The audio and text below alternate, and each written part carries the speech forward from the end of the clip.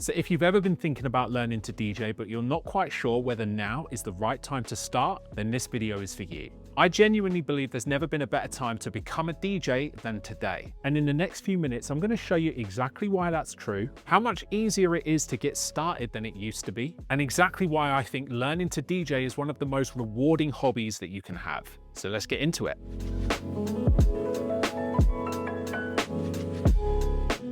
So very quickly, let me tell you a little bit about myself. My name is Blakey. I'm a former DMC champion. I've been a pro DJ for over 20 years. I've provided scratching for 2 big Hollywood Spider-Man movies, and I've taught thousands of beginner DJs how to do this properly. I've also lived through many different eras. I started on vinyl, moved over to CDs, and now I DJ with controllers and DJ software. I've seen DJing change more than most other DJs, and honestly, I would choose to learn today from scratch every single time. Let me explain why. The idea that you've missed the boat is one of the biggest misconceptions out there. If you wanted to learn French or the guitar, nobody would say you've missed the boat because you're now over 40. Well, DJing is exactly the same. Learning to DJ properly is simply another skill, and any new skill can be learned no matter what age you are. There isn't a deadline. The only thing that matters is getting started and having the right guidance. Learning to DJ is not reserved for young people, and today, with all of the modern technology, which I'm going to cover in this video, it has never been easier and more accessible.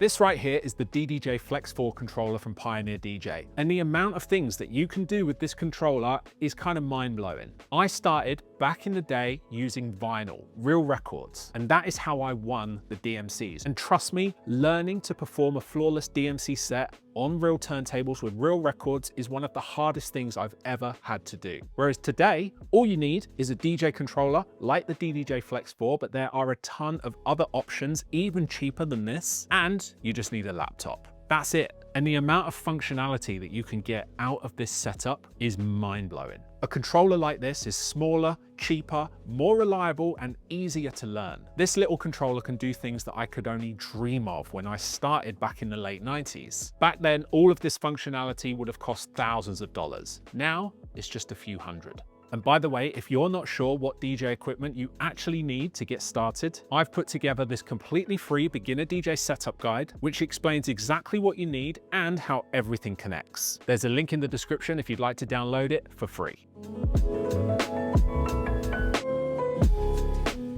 Now, when it comes to getting hold of the music for your DJ sets, it's never been easier to build a collection. Back in the day, the only option we had was records. And whilst this was a lot of fun, it was super expensive, and it was also really difficult to get hold of certain tracks. Whereas today, if we take a look inside the Rekordbox software, over on the left-hand side, you can see options to log into Apple Music, Spotify, Beatport, Tidal, and SoundCloud. And this means that you can find any song in the world just by having an internet connection and typing in the name of the track. It's very easy to take this for granted today, but back in the day, this would have blown my mind. The barrier for finding music and building a collection of tracks that you love has almost disappeared. And if streaming is not for you, you can easily go and find an online music store and buy the music so that you own it and you don't have to rely on streaming services. Finding great music for your DJ sets used to be half the battle, but today you can discover better and more music in one evening than I would have found in months back in the late 90s. The way you learn to DJ today has completely changed, and there are so many options. But it's also easy to get very overwhelmed, just because there's so many tutorials out there. So my advice to you would be to pick one teacher that you vibe with and just learn from them. I have a huge back catalogue of DJ tutorials on this channel, which have helped thousands and thousands of DJs level up their skills. And at that point, if you want to take your learning even further and get a clear, structured path, that's what my courses are for. But whatever you do, do not watch 50 tutorials. Just find one teacher that you trust and learn from them. Now, if you're enjoying this video and you're thinking, I'd actually love to learn how to do this properly, then you should check out my Ultimate Beginner DJ course. One of the biggest problems today for beginners is not a lack of information, it's actually having too much of it. YouTube is brilliant, but it's too easy to jump between dozens of tutorials and never actually know exactly what you should be practicing next. That's exactly why I created the course. It gives you a clear structured path that shows you exactly what you should be learning, exactly what to practice, and exactly what order to learn it in, so you can keep improving without feeling overwhelmed. If you'd like me to guide you through your entire DJ journey step by step, then just click the first link in the description.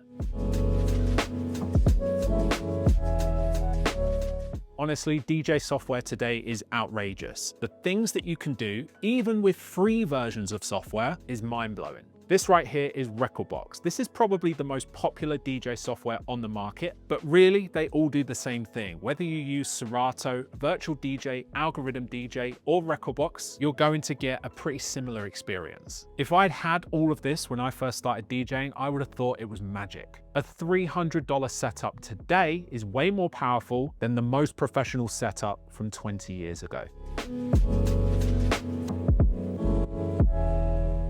It really doesn't cost much to get into this today. All you need is a controller, which is a few $100s, and the laptop that you already use for work will probably be enough.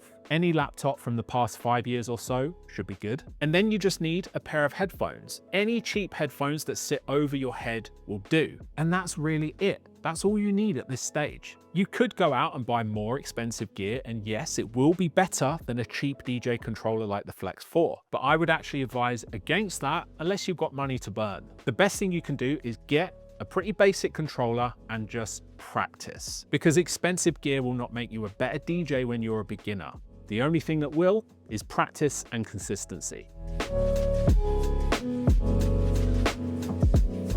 People often talk about natural talent, but trust me when I say the best DJs you've ever seen in your life, they once sucked. And the only way that they got to the stage where what they do looks super easy and natural is pure practice. What looks like raw talent is just experience. Nobody is born knowing how to beat match, finger drum, scratch, perform crazy technical mixes. It all comes down to hundreds of hours of practice. And the only thing that can really speed this up is having the correct guidance and the right structure, because that is going to stop you practicing and learning the wrong things, and it's also going to stop you building bad habits. There is no substitute for practice. You don't actually need bookings to become a DJ. You can literally DJ for yourself and your friends. And honestly, this is one of the most satisfying ways to practice this hobby. DJing for house parties, friends' birthday parties, friends' weddings, and you can even live stream on the internet or put up videos on Instagram and TikTok. That's one of the best things about DJing today. You don't need permission from some club promoter. You can do it completely on your terms. And this also allows you to be yourself behind the decks. You can actually create your own style and your own way of doing this, because there are more opportunities than ever. And here's an example. About 2 years ago, I actually put out some of my own pure vinyl UK garage sets. And UK garage is the music that I actually started DJing with around about 1997. And the truth is, I honestly put those videos out for an audience of one, me. But it turned out that there are a bunch of other people out there that are really enjoying those sets. And that was one of the most satisfying things that I've ever done in my DJ career, because it came from a place of pure passion. The old barriers to DJing are gone. You don't need a bunch of money. You don't need the best, most expensive DJ gear. Music is easier to get. Today's barriers are actually much easier to break down, and they're completely within your control. Those barriers are practice, consistency, and patience. The only thing standing between you and becoming a great DJ is time. Here's exactly what you should do if you're learning to DJ from scratch today. Go out and get yourself a DJing Flex 4 controller, and then plug that controller via the USB-C cable at the back into your laptop and open up the Rekordbox software. Then I would log into the streaming service that you already use. So if you use Apple Music or Spotify already to listen to music, you can log in to those platforms inside Rekordbox and start DJing with the music that you already love. And then I would watch this video right here, which has already been viewed by hundreds of thousands of people. Some of the comments on this video are incredible. People who have decided to take up DJing at the age of 40 or 50 plus, and they've been telling me how much this video has helped them break down those barriers and understand how to do it today. If you follow everything I tell you in this video, you're going to be well on your way to learning how to DJ properly.